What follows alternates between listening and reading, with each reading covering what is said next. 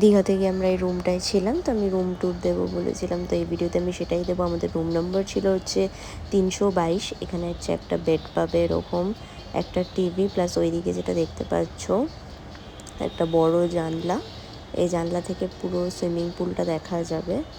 এই রুমে একটা এরকমই একটা বড় জানলা আছে, বেড আছে, একটা টিভি আছে, আর একটা আলমারিও আছে।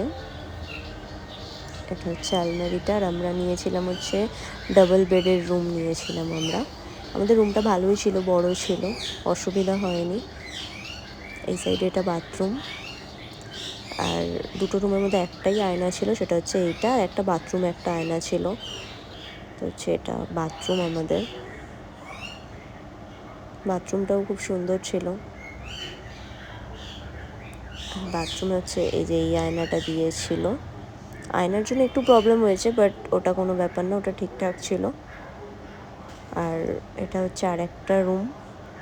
এই রুমটা হচ্ছে বড় রুম। এই রুমেও একটা টিভি আছে, একটা আলমারি আছে, তারপরে এরকম একটা টেবিল মতোও ছিল ওইদিকে।